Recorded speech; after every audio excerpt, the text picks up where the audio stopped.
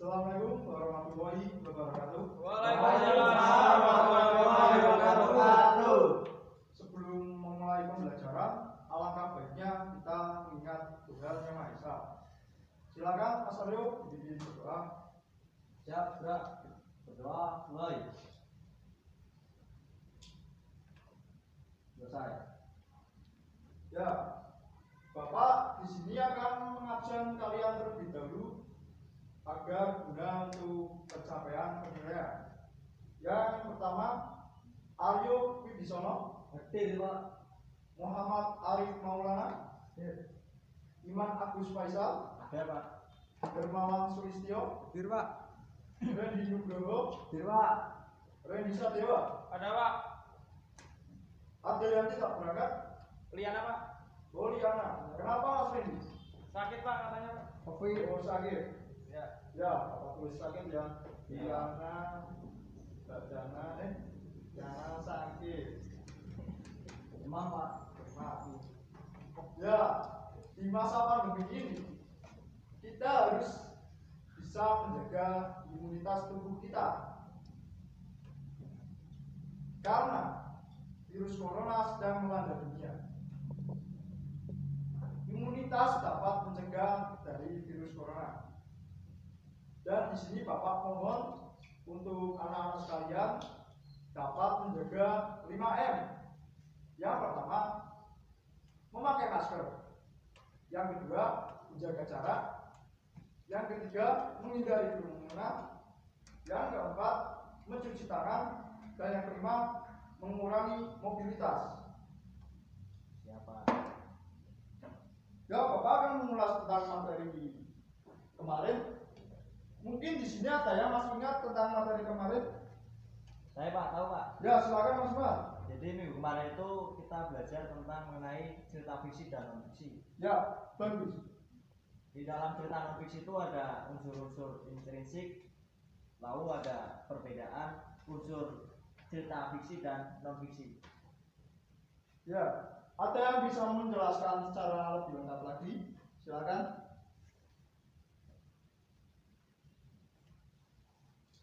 Nggak ada, Pak. Silakan Mas Randy.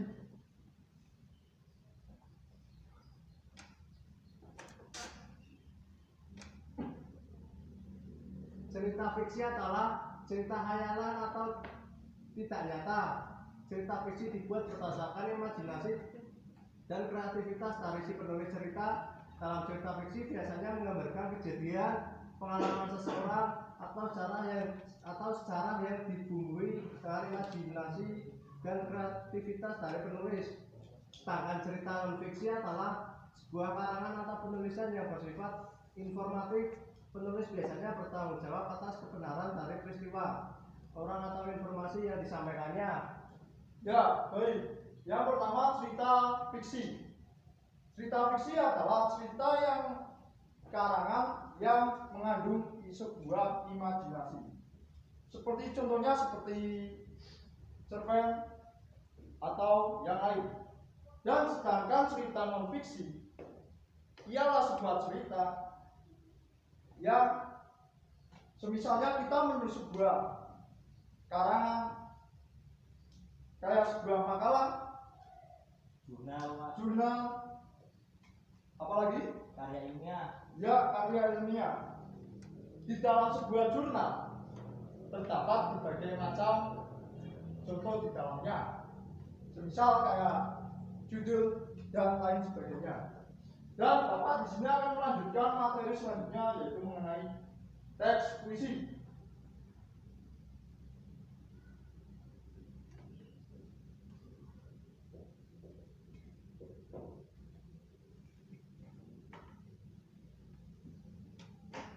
Ada yang bisa menjelaskan apa itu teks puisi?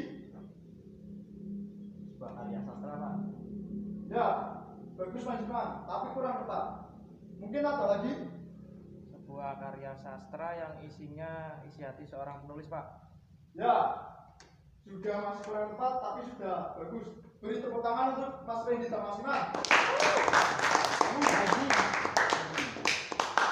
Jadi puisi adalah sebuah teks monolog yang di dalamnya terkandung sebuah pesan atau sebuah kesan.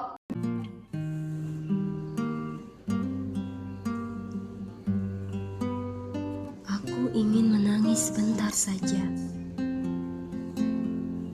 Bukan karena aku cengeng, bukan karena aku kehilangan akal. Yang menyelesaikan masalah dengan tangisan. Aku hanya ingin meluapkan rasa sakitku ini agar dia mengalir bersama air mata yang jatuh. Kering karena hembusan angin. Kemudian hilang. Meski aku sadar, rasa sakit itu takkan mudah hilang seperti keringnya air mata. Takkan hilang seperti ombak menyapu tumpukan pasir. Rasa sakit itu seperti karang yang tenggelam dihantam badai, namun tetap bertahan. Tapi itu bukan alasan untukku berlarut dalam kesedihan. Bukan alasan untuk terus menyerah pada keadaan.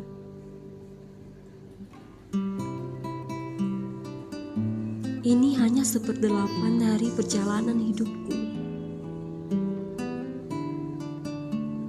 Masih ada sejuta kisah yang harus kuselesaikan tepat waktu. Dan sisa waktu itu masih cukup. Cukup untuk merawat luka. Cukup untuk mengukir tawa.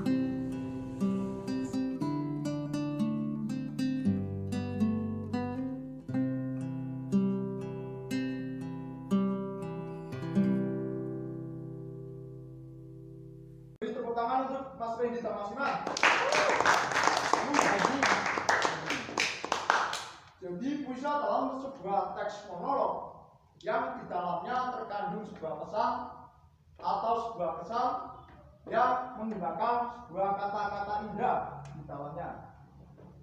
Sebuah puisi juga merupakan sebuah karya sastra yang sangat menonjol pada bagian penulisan kata. Ya, Bapak akan lanjut. Yang pertama, unsur-unsur pembangun puisi.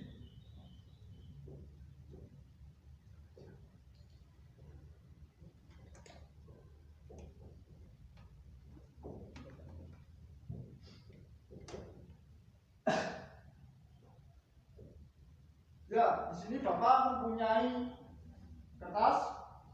Silakan yang mau maju bisa menyusun unsur-unsur pembangun puisi. Yang pertama Mas Mario, silakan maju.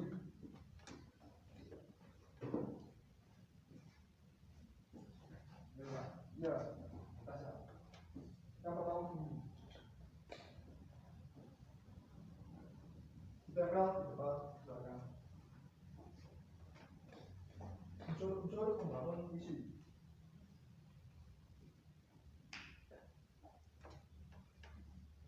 Ya, sambil menunggu Mas Aryo melepaskan dekotik, Bapak akan sedikit menjelaskan apa itu bunyi. Bawahnya, Pak. Ya, bunyi merupakan sebuah unsur yang menonjol dalam membedakannya antara sebuah prosa atau yang lainnya. Ya, silakan selanjutnya Mas Ari bisa maju ke depan.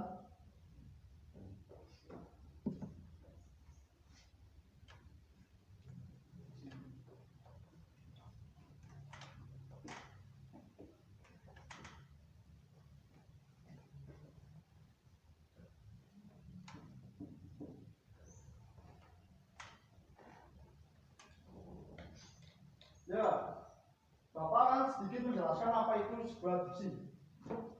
Diksi merupakan sebuah pilihan kata yang terdapat dalam puisi.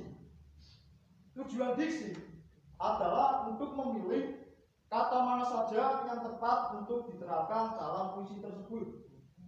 Misalnya, sebuah puisi komedi. Diksi yang digunakan adalah sebuah diksi yang mengandung unsur-unsur komedi, misal kayak bahasa yang lucu di dalamnya. Ya, silakan yang ketiga, Mas Randy.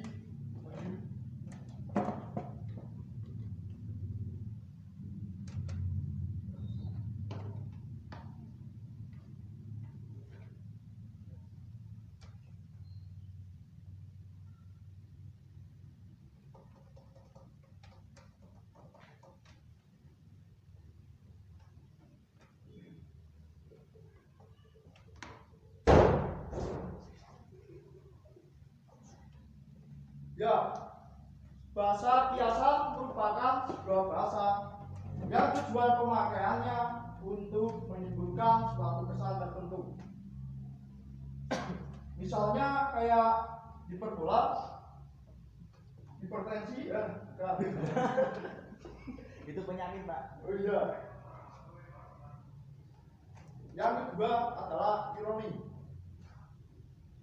Dan Bapak akan menanyakan apa yang dimaksud itu hiperbola. Silakan Mas Aryo jelaskan.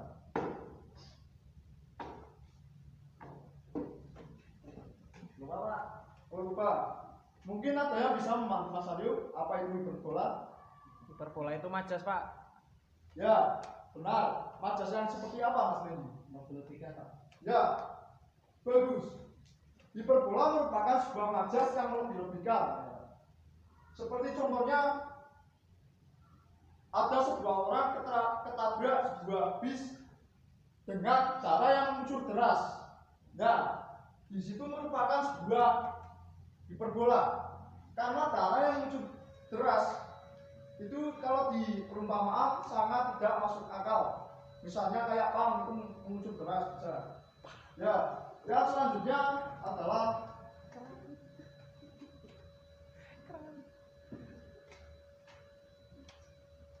ironi. Sebuah pertentangan kata yang mengandung sebuah perselisihan di dalamnya.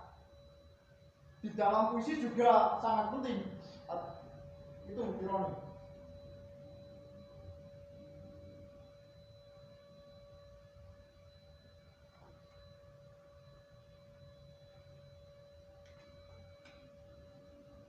Ya, yang keempat, silakan maju Mas Imam. Ya, Pak.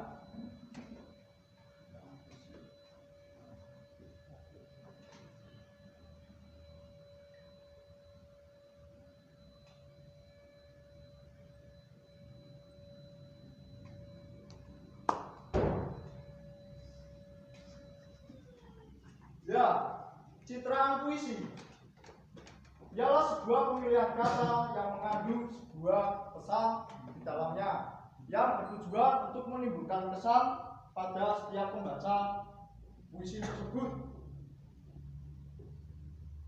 Dan yang terakhir, silakan Mas Randy untuk maju.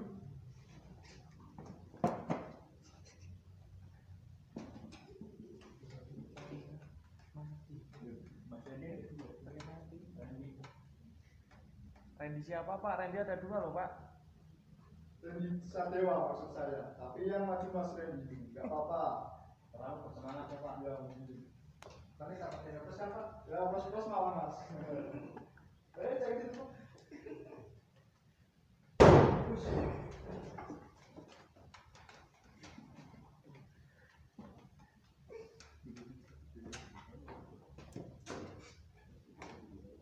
Verifikasi atau ritme.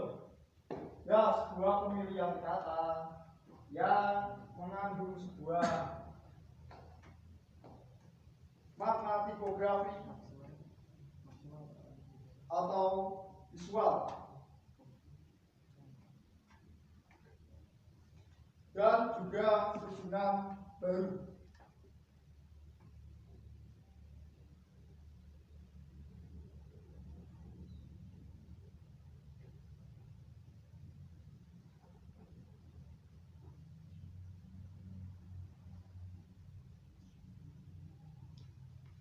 Dan selanjutnya struktur batin puisi. Silakan Mas Ari maju.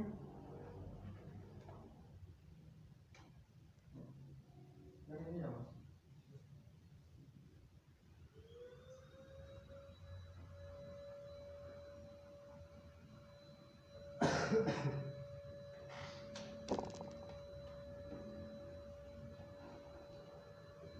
Nah, tema ini merupakan sebuah gagasan pokok dalam sebuah puisi. Tema juga menjadi patokan saat kita akan menuliskan sebuah puisi. Misalkan kita akan menuliskan sebuah puisi persahabatan, kita tidak boleh menjauhi apa maksud dari tema yang disajikan. Misalkan kita disuruh untuk membuat tema puisi persahabatan itu tersebut, jadi kita harus membahas seputar persahabatan. Mungkin ada yang mau ditanyakan dari materi yang Bapak jelaskan saat ini? Belum, Pak. Ya, Bapak akan lanjutkan. Silakan Mas Aryo maju.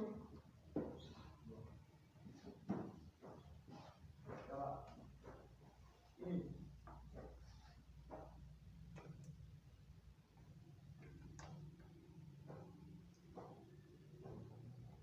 Sini. Struktur bait puisi.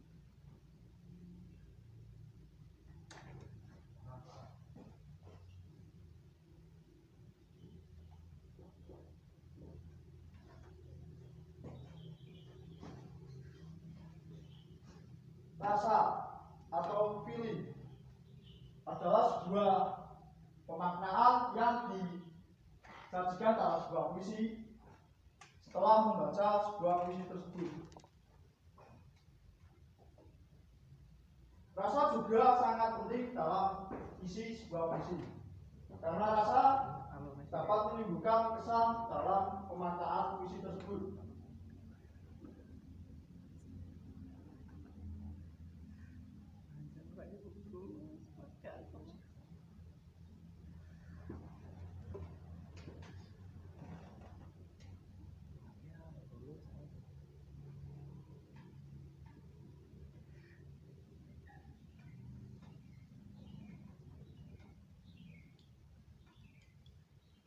Misalkan Mas Imam membaca sebuah puisi yang berjudul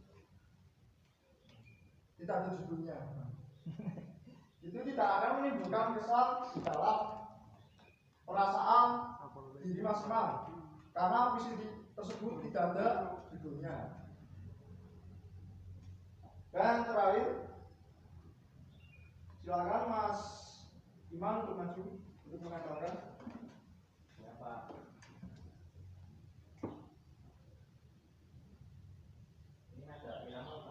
Nada dan dakwah, ada irama sama nada dan dakwah.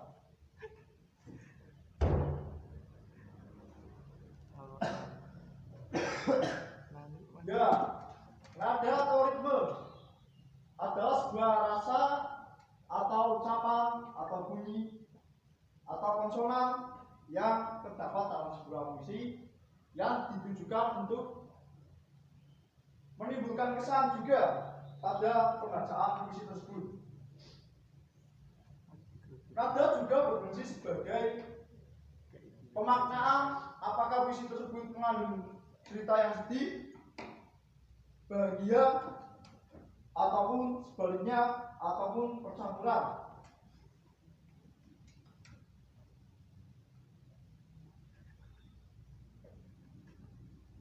Di dalam sebuah puisi juga terdapat sebuah pemaknaan yang sangat konkret. Misal kayak di contoh yang ketiga, bahasa dan kesan.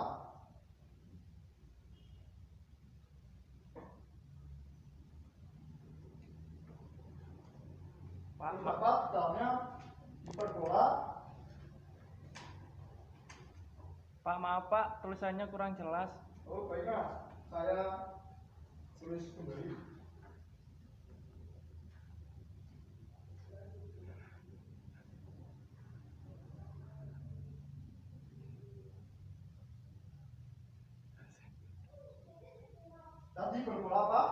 dilebih-lebihkan. Dan kedua, ironi.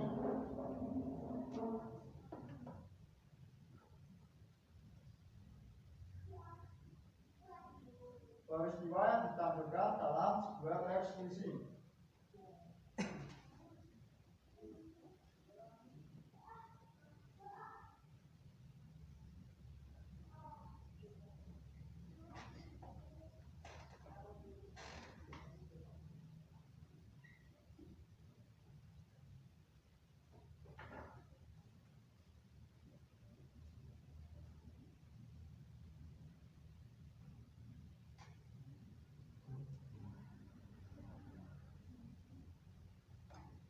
Yang ketiga, ambigu.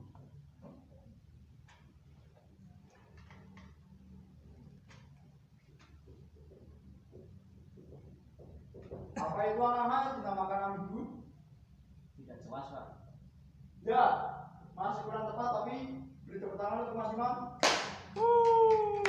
Ambigu merupakan sebuah pemaknaan ganda dari suatu puisi tersebut. Ya. Pemaknaan ganda. Misalnya ada sebuah orang mati diloncati kucing hidup. Orang mati diloncati kucing hidup. Di sini mengandung dua pemaknaan dalam satu kalimat ini. Orang mati yang diloncati kucing lalu hidup, atau orang mati yang diloncati kucing yang hidup. Jadi di dalam ambigu ini pemaknaan berarti ganda dalam sebuah satu kalimat. Ya, karena waktu yang sudah berakhir, Bapak simpulkan, pada pembelajaran kali ini kita membahas tentang apa itu puisi. Puisi merupakan sebuah karya sastra yang ditulis dengan kata-kata indah yang bermaksud untuk menarik atau menyampaikan pesan di dalam teks puisi tersebut. Silakan ketua kelas untuk dipimpin berdoa. Siap, gerak. Berdoa, mulai. Selesai. Ya. Terima kasih. Wassalamualaikum warahmatullahi wabarakatuh. Waalaikumsalam warahmatullahi wabarakatuh.